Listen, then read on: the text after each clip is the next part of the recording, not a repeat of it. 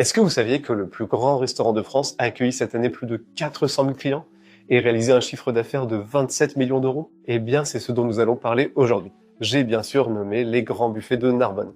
Nous allons voir quel est le concept des grands buffets, leur historique, les clés de leur succès et surtout, nous allons voir si aujourd'hui, le restaurant est rentable. Sans plus attendre, commençons. Avant de vous présenter les grands buffets, il faut forcément que je vous parle de Louis Privat, l'homme d'affaires génial derrière ce concept. Louis Privat est né à Narbonne en 1953. Il est donc originaire de la région où il a ouvert son restaurant. Lorsqu'il était adolescent, il a intégré une troupe de théâtre et cela va être déterminant pour son avenir. Lorsqu'il avait 18 ans, il a coécrit avec sa cousine un roman qui s'appelle L'Invite à vie. Puis, il entama des études en commerce international et en expertise comptable. Là aussi, cela va être déterminant pour la suite.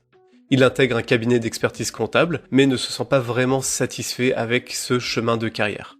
Puis, une fois marié, il reprend avec sa femme Jeanne un restaurant qui s'appelle La Côte Rêvée, à Leucate-Plage, donc pas très loin de Narbonne. Cependant, quelque chose ne lui convenait pas avec ce restaurant. Il s'agissait de la forte saisonnalité auquel il devait faire face. Et cela rendait la gestion trop complexe. C'est ainsi qu'en 1989, il remporta un appel à projet de la ville de Narbonne et qu'il ouvrit la cafétéria Liberté, un des tout premiers buffets à volonté de France qui ne se trouvait pas dans un resort comme les Club Med par exemple.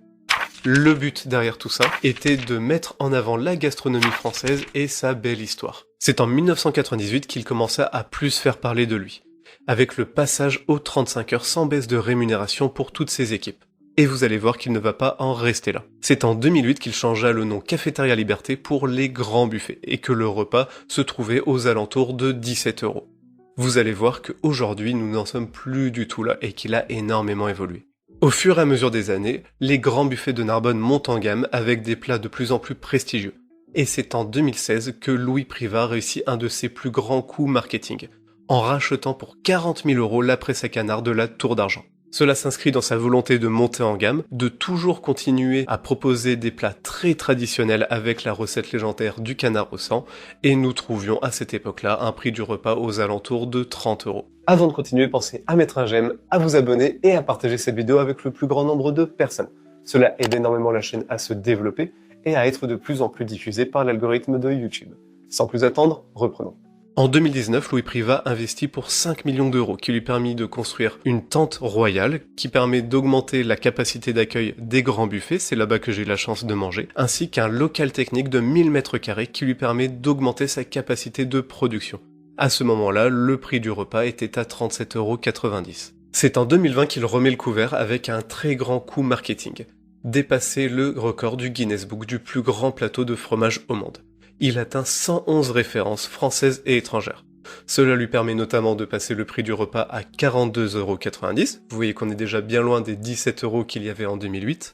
Mais aussi d'avoir une couverture médiatique vraiment très large partout en France, on a entendu parler de lui. En 2022, on était vraiment au cœur de la crise de recrutement dans l'hôtellerie et la restauration.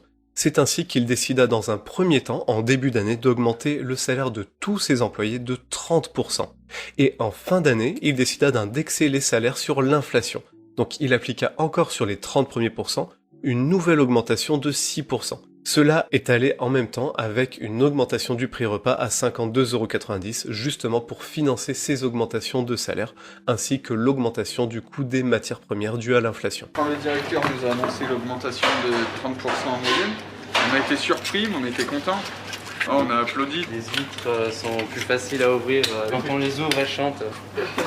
Pour nous, personnellement, ça va nous faire 300 € net en plus sur le salaire par mois. C'est pas négligeable. Il n'y avait pas d'autre solution que de financer cette augmentation-là par une augmentation du prix du menu. Puis en 2023, cette fois-ci, il passa à la semaine de 4 jours pour ses équipes. Il dut employer de nouvelles personnes.